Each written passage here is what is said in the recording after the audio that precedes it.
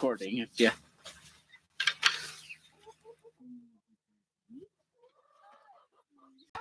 Hello, everybody. Welcome to class today. I'm not showing anyone on here yet. Let's see. Some of you were asking for it. Let's see if that arrives here.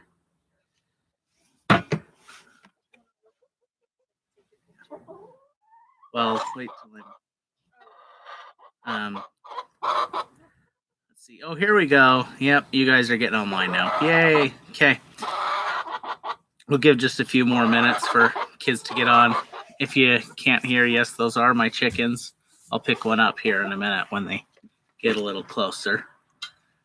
Okay, 17. Okay, we're doing good. Looks like the link is working at least. Oh, here we go. Hello. Okay, so while we're waiting on class to start, this one is Tiger, I think. No. Yes, it's Tiger. Yes, this is Tiger. Okay, so we don't know whether Tiger lays red eggs, blue eggs, or green eggs. We're going to start testing because one of them is a freeloader and needs to go in the soup pot. The others are super fun. See, say hello to the class. Oh, she doesn't like it. Okay. Say hello. Oh. Happy with me right now. Yep. Let's see. Okay. Anyway. Okay. Looks like we got about 24 on now. So we're going to go ahead and start. Okay, so we're in Top Hat right now. Or sorry, not Top Hat. I've got the separate link here. And I'm actually going to see real quick if I can copy this. Yes, I can. Okay, into the comment section. I just commented on the YouTube link here, this chapter 10 link on Real Ascent. If someone could just text me real quick or comment on here to show me that y'all are seeing that and received that, that'd be great. If you don't have my text number, I don't want to, but it's in the syllabus. Many of you have texted me already. Let's see, not seeing anything yet. Oh, there we go. Okay, y'all saw it. Perfect. Okay. So we're gonna forego a quiz today, just because we had some students have some issues with connectivity. On Thursday we will, though, so be aware of that. We're also going to let's see. Here we go.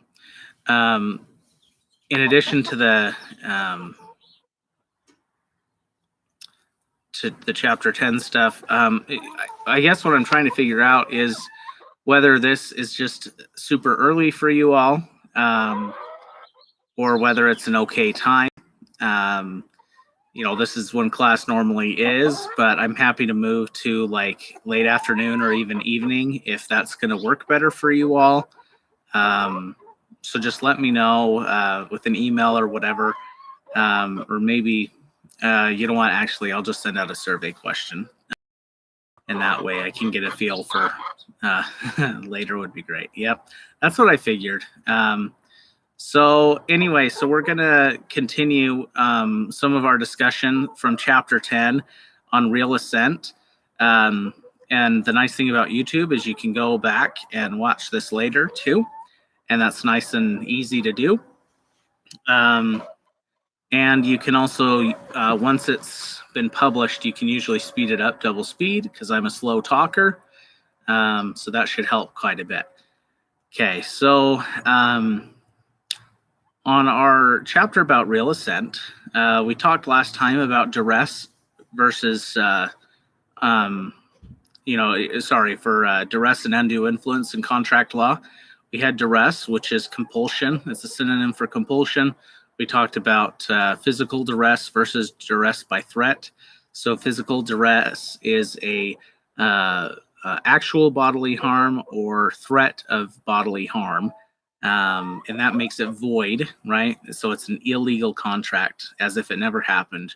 Whereas duress by threat is more, you can think like now, where we've got a shortage of goods due to an unforeseen event. So if somebody had a outputs contract and they had a contract with, say, Walmart to give them all the toilet paper that they produce, and Walmart's running low, and market price goes up, and this company says, well, we want to charge 3 times the price. So if you aren't buying our toilet paper from us anymore, or sorry, that we reserve the right to sell to others for 3 times the price rather than our pre-negotiated rate, then that would be duress by threat, right? They're threatening to breach a contract, knowing that there are no other alternatives on the market. There's a few other conditions that you could read in your text, but that makes it doesn't make it void, it just makes it voidable. Okay, so remember that one. We've got also undue influence. We talked about this a little bit. Keep in mind, undue influence requires a special relationship. Okay, so this is attorney-client, sometimes parent-child if the child's a minor, or parent-child if the parent is old and incapacitated, right? We've also got attorney-client. I think I said doctor-patient. Those types of special legal relationships, and then someone's exploited that relationship in order to get someone to consent to something that they wouldn't have otherwise consented to, right? And once again, that makes it voidable, meaning the party that was at a disadvantage can opt out, but they're not going to necessarily. They're not required to. So it's at their option. Let's see, misrepresentation. We talked about a lot of that, how there's a lot of different terms here. We're not going to worry about that today, okay? Reliance is the key principle there, okay? So that's, and sorry, just let me, quick tangent. We are not going to take a full 90 minutes today. So I'm going to, because there's not a lot of, questions or as much feedback, we're going to go about as far as we normally would in 90 minutes. And then we're going to go ahead and I'll get your chapters up online and let you know what we're going to quiz on Thursday. And as well as send you that quiz link. So we'll probably go about 45 minutes because we cover about twice as much ground in a format than we would in person. Anyway, so like I said, when it comes to this misrepresentation principle, I don't want you to remember all these different terms. The key one here is reliance, okay? If we're going to misrepresent facts or commit fraud in some way, what we really need to do is there needs to be some kind of reliance upon the bad facts generally to have it either void the contract or usually be voidable is usually what that'll do, okay? So if you can show that they still would have entered the contract even if there was misrepresentation, right? They didn't rely on it in any way, then usually that's not going to affect the contract. It's that they relied on the bad facts. And then, okay, so when we go to mistake in 10.3, once again, we're actually not going to we're not going to remember any of these words. We don't need to for purposes of this class. So don't worry about that.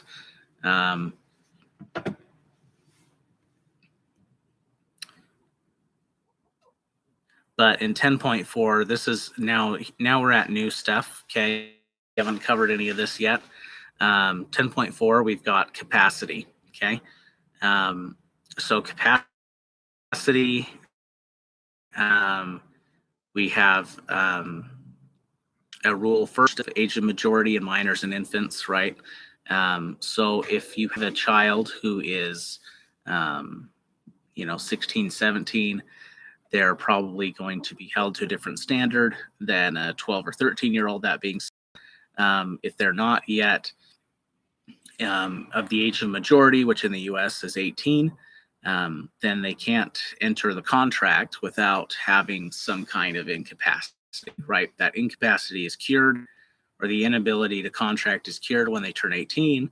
But until then, all the principles we talked about when it comes to implied contracts, those are them later on, right? So I hope you all are still with me. Anyway, so when people are minors, the contract doesn't hold up quite the same way. And then when they turn 18, they have the chance to ratify that contract. Okay. Oh, sorry, it keeps flashing that it's unstable. I'm sorry, guys. Pausing up on them, or whether it looks okay.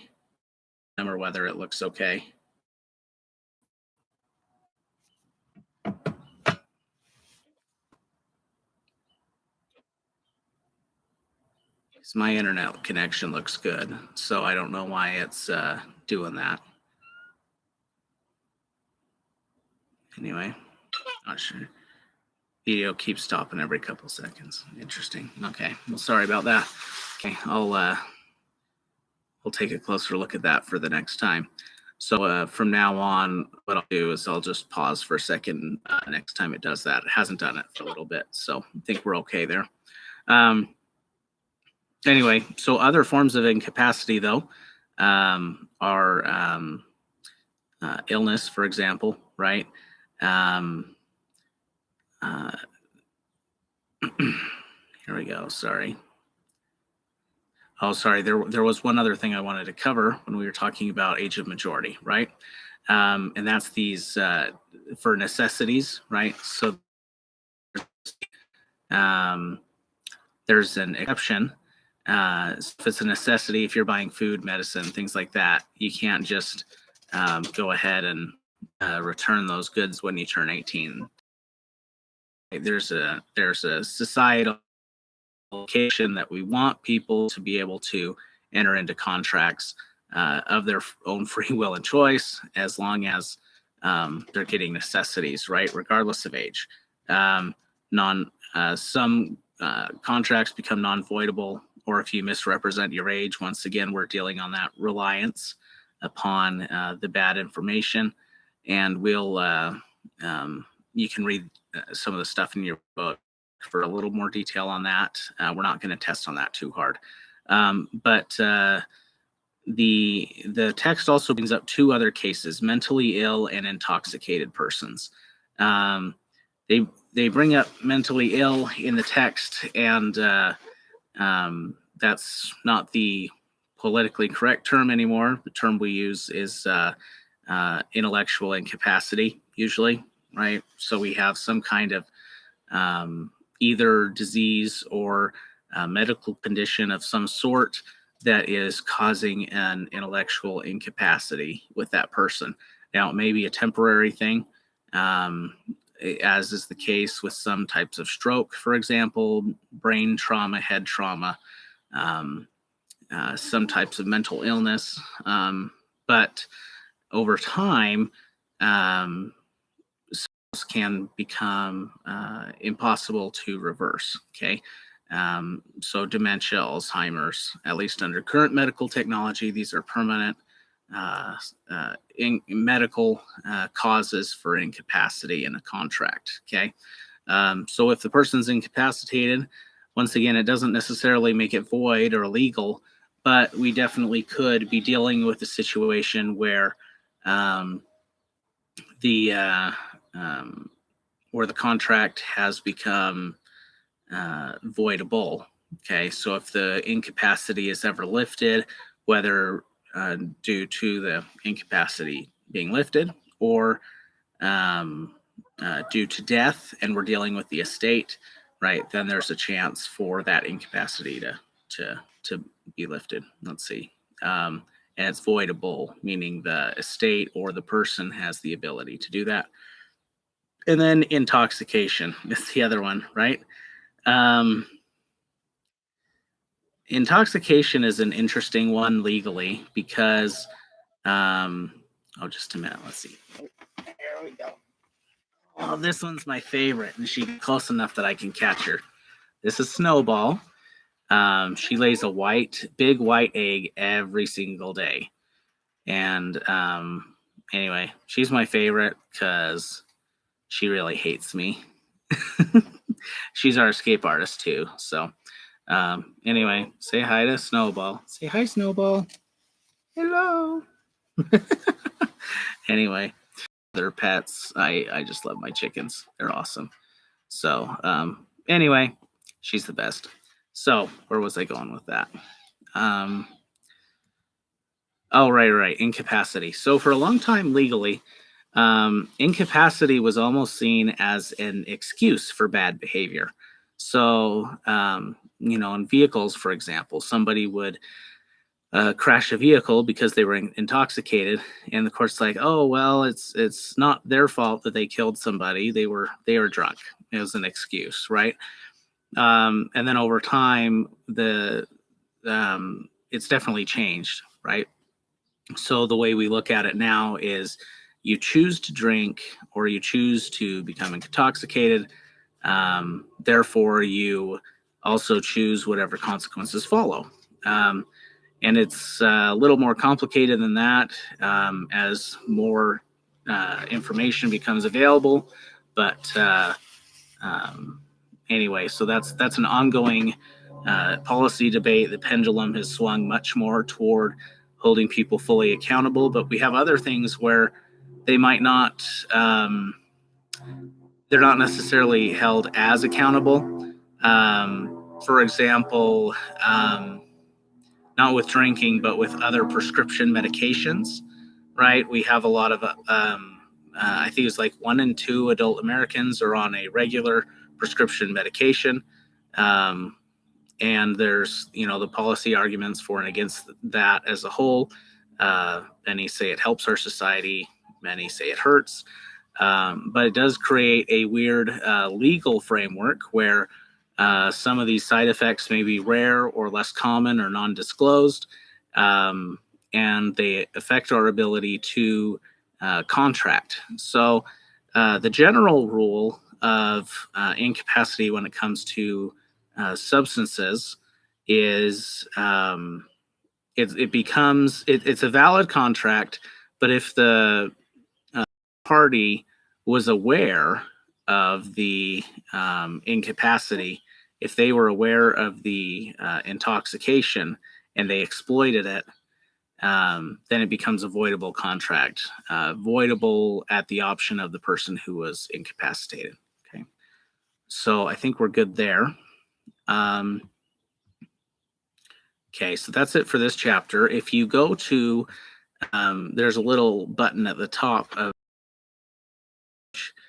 for real assent. So if you go to the one that says next chapter, that'll link us to consideration. This is a really quick and easy chapter.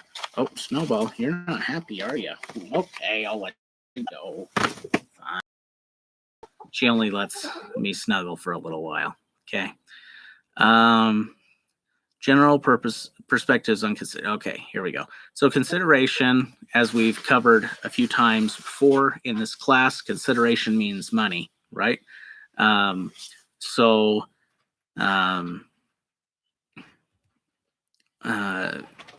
Here we go. So at the second paragraph of your text here, it gives 3 different types of situations, only one of which has consideration in the general sense of what consideration is. And so we have number 1, Betty offers to give a book to Lou. Lou accepts. Okay. In that situation, here, just a second. just so you know what I'm seeing here, guys. It's really cute. Okay. They're just all walking around. Super cute, guys. Okay. Anyway. I think every class should be taught in a barnyard. Wouldn't that be great? No, just kidding. You guys would go crazy. And I have allergies, so that wouldn't work. But anyway, so we've got Betty offers to give a book to Lou. Lou accepts. Right? This is a gift. Have they formed any kind of legal contract? No. Okay, because there was no consideration. So when we're talking about consideration or money or some other type of thing that's being given up, to Lou accepts, no contract. Okay, there's no consideration. Lou isn't giving anything or depriving himself of anything in return. Now, if you took economics, micro, especially from Joe Baker, you may have had a class, some kind of lesson where they did talk about, there's no such thing as a free lunch, and maybe they're asking for something else in return, or you even if you accept the book, you still have to carry it and store it, and so there's always some kind of consideration. Okay, we're gonna ignore that for now for purposes of this principle, because when we have consideration, it's got to be something that's significant or some kind of detriment. And in that case, it's clearly not. We're going to skip to number 3, where it says Betty offers to give Lou the book if Lou promises to pick it up at Betty's house. Lou agrees. Okay, once again, we're delving more into opportunity costs and things like that with Lou, because he has to go to pick it up at Betty's house. However, that is still not. It's not a contract, because other than going to pick it up, there's no consideration. Okay. But number 2, Betty offers Lou the book in exchange for Lou's promise to pay $25. Lou accepts. Here we have consideration under the principle that we have here. Okay. And where we're really worried here with this principle of consideration, because I don't want to get too much into the real fine details, but the principle of a legal detriment is what we're looking for. That's the one you're going to be tested on. Okay, hint, hint. So legal detriment is either you're giving up something that you're legally entitled to, like funds or whatever else you're trading for the contract, or you're agreeing to forbear some kind of activity that you're legally entitled to do. Okay, and this is important with some of these contracts. So, for example, there are sometimes wills or trusts that people execute in their estate plan, right? And they want to leave certain assets to their children or other loved ones upon certain conditions. Okay, and usually that condition is either to do something that they're not legally required to do, but still they would like them to do, or to forbear or not do some activity. So, for example, something that you would do that you wouldn't otherwise be required to do would be like an education. Sometimes they'll say, you need to complete a college education or trade school or something else like that before you get any money. Okay, so that is a legal detriment, right? Because it's forcing you to do something that you wouldn't otherwise necessarily do. Now, it doesn't matter that it actually benefits you. Okay, so it's arguably getting an education is going to benefit you, but it's still not something that you're legally required to do. Therefore, it's a legal detriment to go through it and to obtain it so that you can receive the inheritance or whatever other funds there were. Okay. And then there is the forbearance. Okay. So this is very common where people will say, something like, to my nephew Johnny, so long as he walks uprightly in the ways of the Lord, abstaining from strong drink and forbearing or abstaining from relations with strange women, right? So something like that. If Johnny's 18, is he allowed to have relations with strange women? Yes. Is he allowed to drink? No. But let's say Johnny's 21, right? Is he allowed to drink? Yes. Is he allowed to have relations with strange women? Yes. But if he doesn't do so, that's a legal detriment. Okay. These are things he's legally entitled to do, but chooses not to in order to receive the inheritance. So this happens with contracts too, and there's a lot of case law in your chapter. There's a case that's like this where, family member says you need to do these things, abstain from tobacco or drink to get this money. They agree for the contract, and then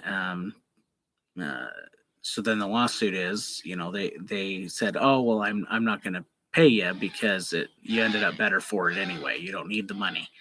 And in these cases, though, you are entitled to that as long as it's something you're legally allowed to do otherwise. Okay, if you told a minor that you need to abstain from drink to receive this money, it's not legally enforceable because there's no legal detriment.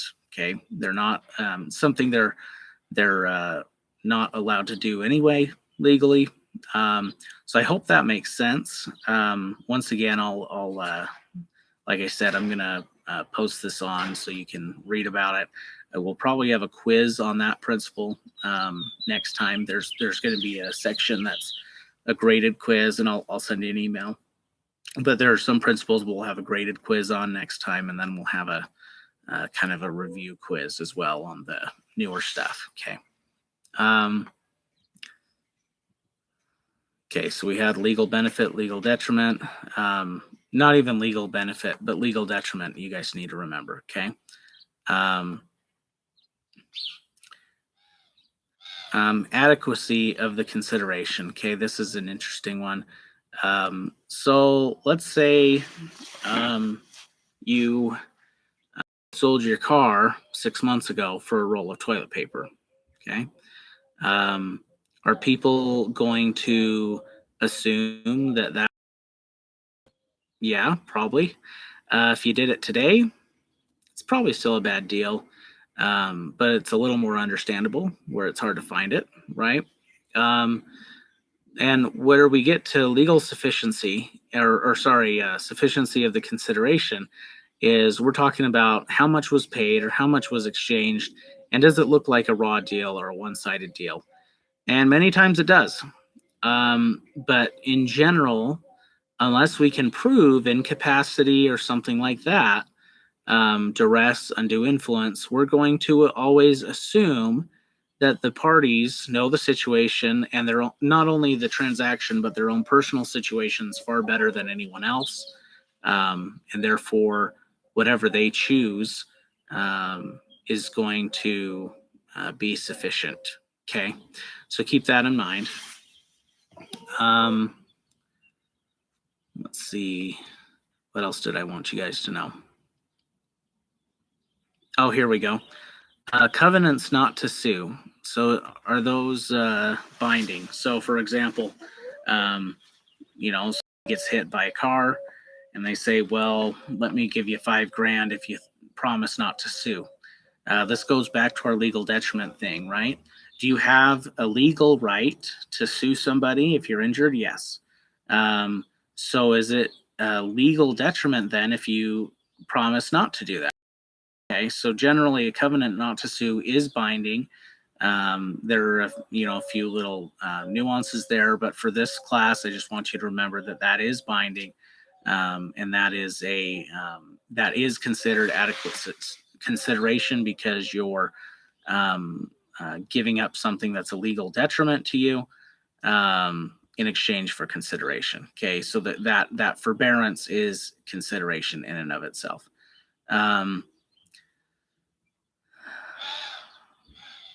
There's a few others here that are just a little more nuanced than I want to cover for purposes of this class. Just double checking. I think that was it. Yeah, that's it. I'm going to double check, see if there's anything else from this chapter that I wanted you to remember, but that's going to be about it. So we're going to end there. Like I said, I'm going to post these on Top Hat. I'll send you a Canvas message to let you know up. And then I'm also going to send a link to a survey to see which times, if we did them every Tuesday, Thursday, you could do, because really it does need to be live to make this work for your security and everything like that, for the testing. But because this is the time that the class initially was, then we're going to stick to this time unless everybody is okay with another time. Okay. So anyway, I'll throw some times out there, say like 3, 5, maybe even a later one, like 7 p.m., see what works there, and we'll go from there. So anyway, let me know if you have any other questions. I'll send those to you later today. And we will have a couple quizzes Thursday whenever class is held. Okay. So anyway, let me know, shoot me a text, or probably text is better if you need anything. And once again, that number's on the syllabus. Okay. We'll see you guys.